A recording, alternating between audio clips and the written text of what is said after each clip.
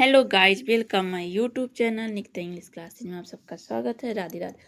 आज हम पढ़ेंगे लखनवी अंदाज एवं बाल गोविंद भगत, जो एमपी असिस्टेंट हॉस्पिटल के सिलेबस में दिया गया। इसकी एनसीईआरटी डिटेल पहले की वीडियो में पढ़ा चुके हैं, तो इसको जरूर देखिए। पहले की वीडियो लखनवी अंदाज एवं बाल, फिर इसके बाद इसके MCQ लगाइएगा। चलिए सेशन स्टार्ट करते। पहला क्वेश्चन है, राम वृक्ष बेनीपुरी को बेनीपुरी के नाम से क्यों जा, मतलब उनका नाम बेनीपुरी क्यों पड़ा राम वृक्ष पर। तो गजल की रचना के कारण, अपनी रचनाओं में ग्रामीण संस्कृति का चित्रण करना, बेनीपुर गांव में जन्म होने के कारण, या ओजपुर। तो उनका जन्म कहाँ हुआ था? बेनीपुर। कहाँ हुआ था? बेनीपुर में। गांव में जन्म होने के कारण उनका नाम क्या पड़ा? बेनीपुरी नाम पड़ा।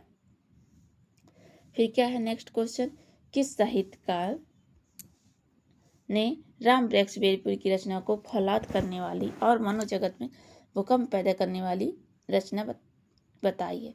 मतलब किस साहित्यकार ने कहा कि जो बेनीपुरी की रचना है वो कैसी है? फौलाद करने वाली और मनोजगत में मतलब भूकंप पैदा कर देगी, भूकंप ला गई। तो किसने कहा? माखनलाल चतुर्वेदी, पंडित बेचांद शर्मा, आचार्य नारायण शुक्ल, डॉक्टर बच्चन सिंह। तो किसने कहा था? माखनलाल चतुर्वेदी ने कहा था कि जो राम वृक्ष बेनीपुरी की रचना है वह मनोजगत में भूकंप लाने वाली है। नेक्स्ट क्वेश्चन है, यशपाल जी का जन्म कब हुआ था? तो यशपाल जी का जन्म कब हुआ था? 3 दिसंबर 1800 नंबर 3 दिसंबर 1903, 5 जनवरी 1895 में, 12 मार्च 1888 में। तो कब हुआ था? हमने पढ़ा था 3 दिसंबर 1903 के पंजाब में यशपाल जी का जन्म हुआ था। नेक्स्ट क्वेश्चन है, राम वृक्ष बेनीपुरी का जन्म कब हुआ था?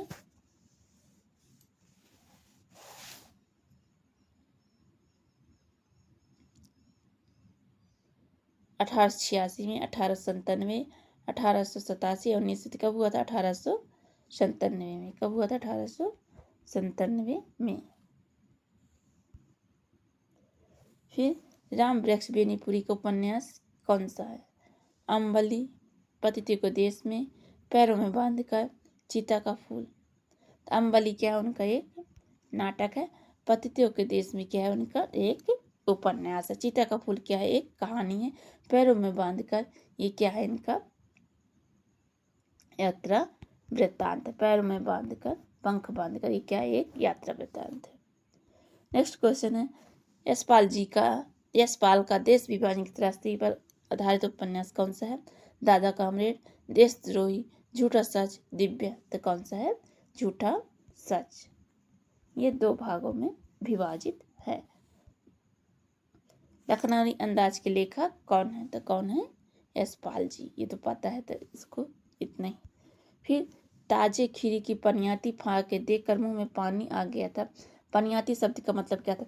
मतलब जब लेखक ने, मतलब वो नवाब जी को खीरा खाते देखकर तो क्या करते थे? उनके मुंह में पानी आ गया था। तो ये पनियाती शब्द का अर्थ क्या होता है? पानी आना, बढ़िया, रसीला या ताजा। तो क्या होगा? पानी आना तो नहीं होगा, रसीला होता है। पनियाती मतलब रसीला, उसमें रस हो, तो उसको क्या कहते हैं? पनियाती। पनियाती का मतलब रसीला। नेक्स्ट क्वेश्चन है, बाल गोविंद भगत के रेखा चित्र के लेखक कौन है? तो कौन होंगे? राम वृक्ष बेनीपुरी। तो हम पढ़ सके। जो बाल गोविंद भगत था वह 60 वर्ष का था। उसके कद कैसा था? मझौले कद का था। टोपी कैसी पहनती थी वो? कबीर पंथ की कनपट्टी टोपी पहनता था, ऐसे याद कर लें। उन बाल गोविंद भगत कैसे थे? वो 60 वर्ष के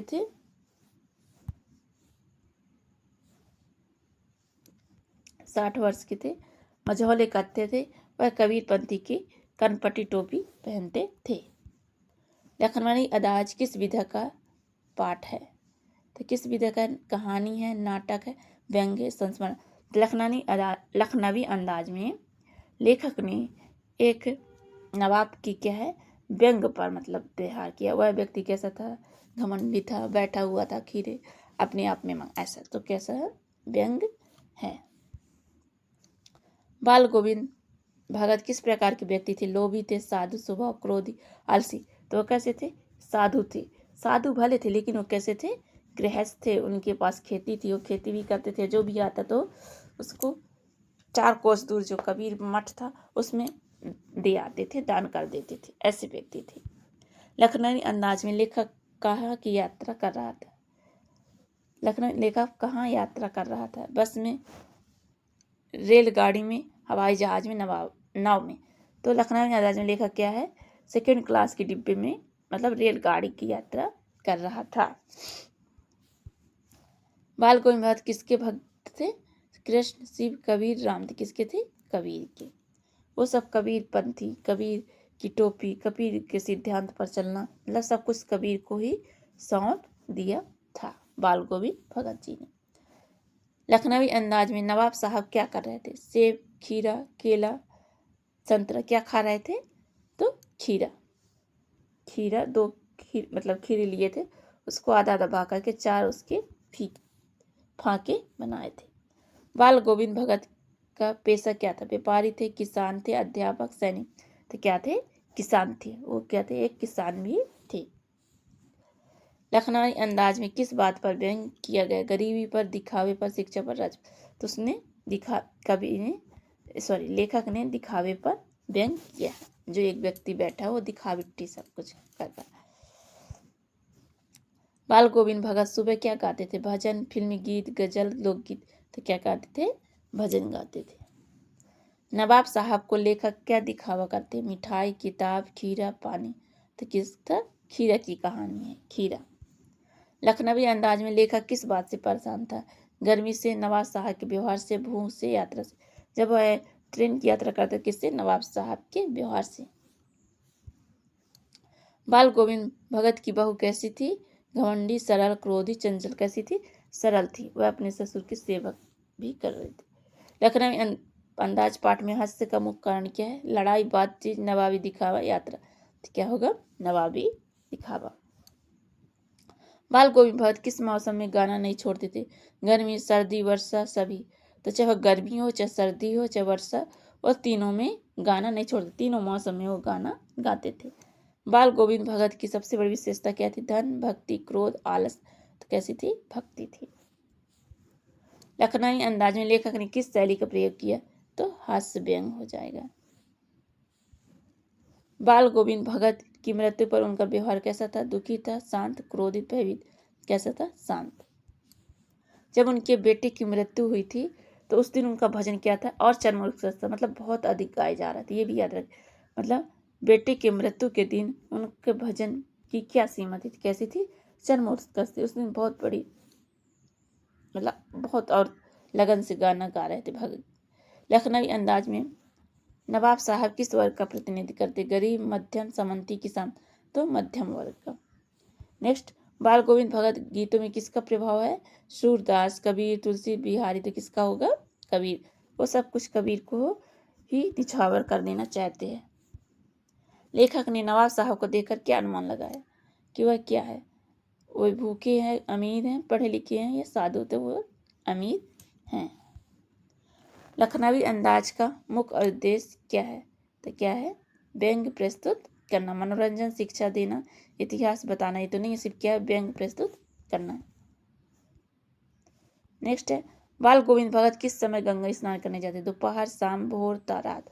तो सुबह 4 बजे उठ के क्या है? गंगा स्नान करने जाते थे, मतलब भोर, सुबह। नवाब साहब खीरा कैसे खाते थे? जल्दी जल्दी, शान से, छिप कर, बिना काट। तो खीरा को मतलब फाके में काटे, फिर उसमें नमक मिर्ची लगा, फिर उसको बड़े शान से खा रहे थे। तो क्या हो जाएगा आंसर? शान। बाल गोविंद भगत का पहनावा कैसा था? शाही, साधारण, आधुनिक, रंगीन। तो कैसा होगा? साधारण होगा। लखनवी अंदाज में लेखक ने किस पर कटाक्ष किया? गरीबों, नवाबी संस्कृति। तो वही क्वेश्चन, नवाबी संस्कृति पर। लखनवी अंदाज में खीरे की कितनी फाकी थी? 2 खीरे थे तो 4 फाकी। बाल गोविंद भगत किस के अनुसार जीवन जीते थे? तो कबीर के सिद्धांत।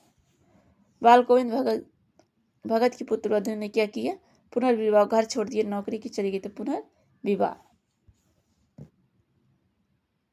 नहीं, घर छोड़ दिया था। क्या हो गया आंसर? घर छोड़ दिया था।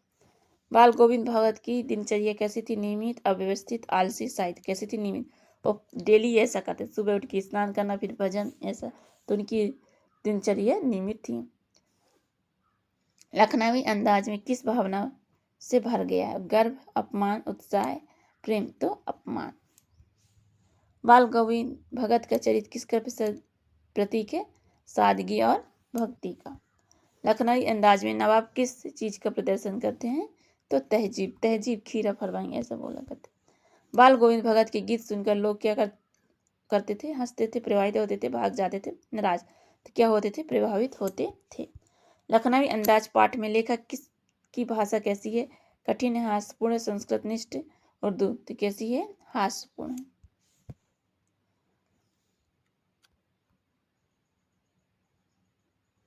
वही क्वेश्चन है। लखनवी अंदाज पाठ में किस संस्कृति का चित्र करना है? बंगाली, पंजाबी, लखनवी, मराठी। तो किसका? लखनवी का। किसका? लखनवी का। लखनवी अंदाज में लेखक का क्या उद्देश्य है? समाज सुधार, व्यंग करना, इतिहास बताना, कहानी सुनाना। क्या है? व्यंग करना। बाल गोविंद भगत किस पुस्तक से लिखा है? तो किससे? क्षितिज से। क्षितिज कक्षा 10 से लिया गया है। लखनवी अंदाज पाठ किस पुस्तक में संकलित है? तो क्षितिज कक्षा 10वीं NCERT। Thank you. अच्छा लगा हो तो मेरे चैनल को सब्सक्राइब